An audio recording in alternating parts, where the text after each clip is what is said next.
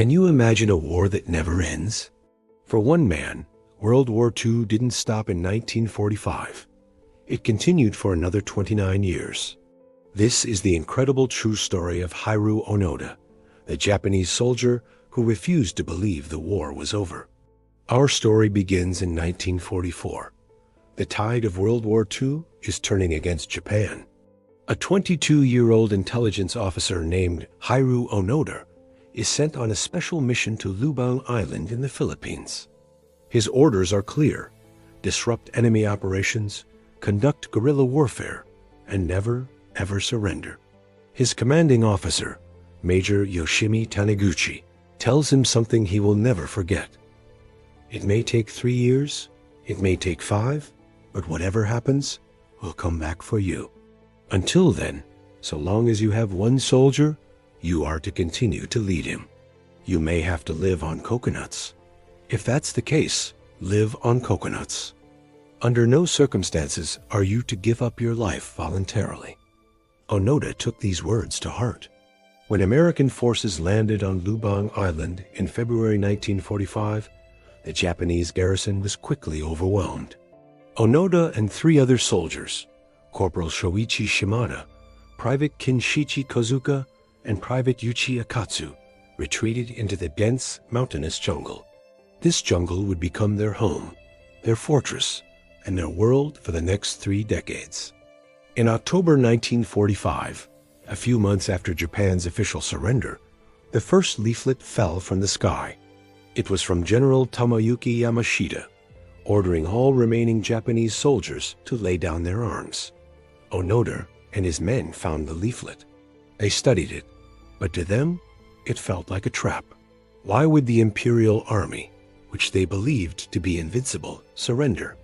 They concluded it was clever enemy propaganda, designed to trick them into giving up.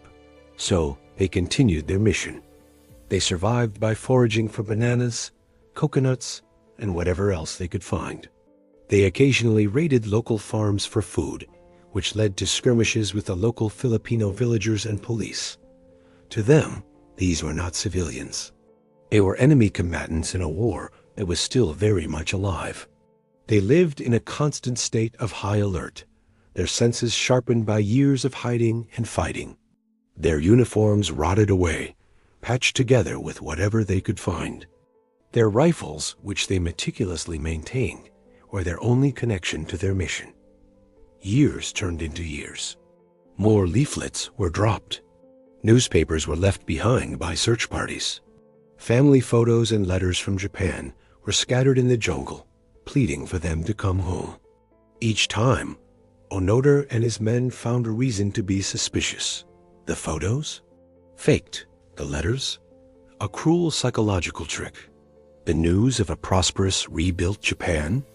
Utterly unbelievable. They believed the war was continuing elsewhere, and their duty was to hold this small patch of ground until the Imperial Army returned. The small group began to fracture. In 1949, after 4 years in the jungle, Private Akatsu had enough. He walked away from the group, and after 6 months of hiding on his own, surrendered to the Filipino Army. His surrender was proof to the outside world that there were still holdouts on the island. For Onoda, it was a security breach. He and the remaining 2 soldiers became even more cautious. Then, tragedy struck. In 1954, during a clash with a local search party, Corporal Shimada was shot and killed. Now, only 2 remained, Onoda and Kozuka. For the next 18 years, these 2 men continued their solitary war. They were a team, completely depending on each other for survival and morale. They listened to a small, stolen transistor radio, but the news they heard of the Korean War, the Vietnam War, and global politics was all interpreted through their unique lens. They saw it as proof that the global conflict was just entering new phases.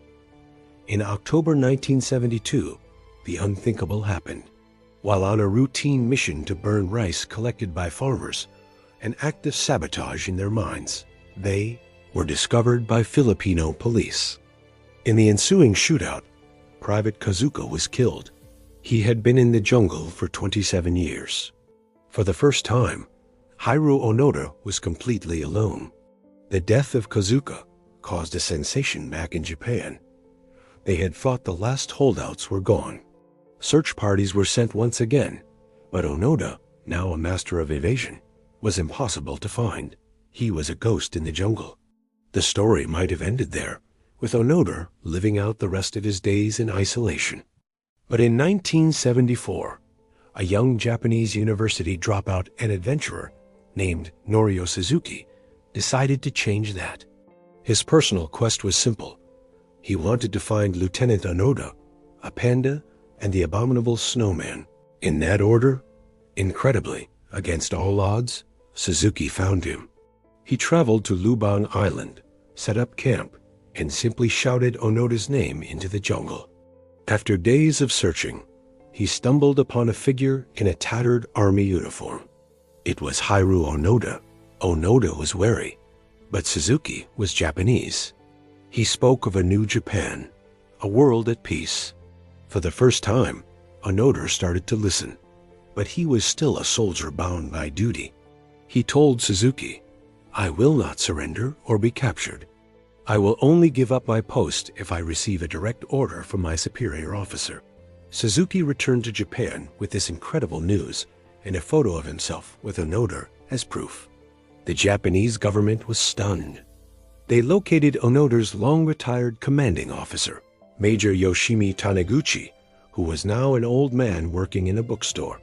In March 1974, Taniguchi flew to Lubang Island. He went to the spot where Suzuki had met Onoda, and wearing his old uniform, he read the formal orders of surrender. He announced that Japan had lost the war and that Onoda's mission was officially over. Onoda, now 52 years old, stood at attention, his rifle still in perfect condition.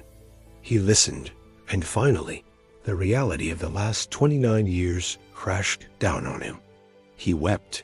He formally surrendered his sword to the Philippine president, Ferdinand Marcos, who, in a gesture of magnanimity, pardoned him for the acts committed during his long war.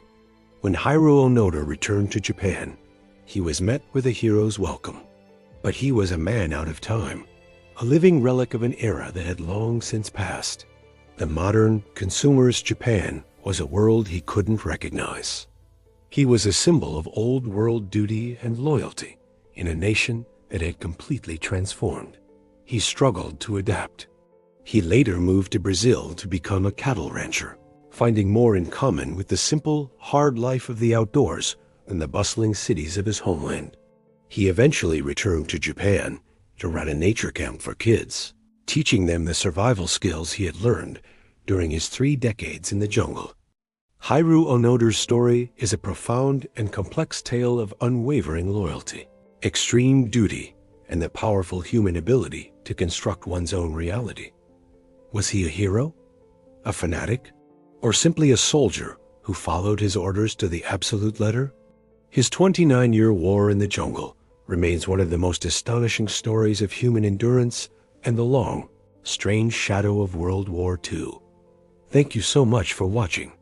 What do you think of Hiroo Onoda's story? Let me know in the comments below.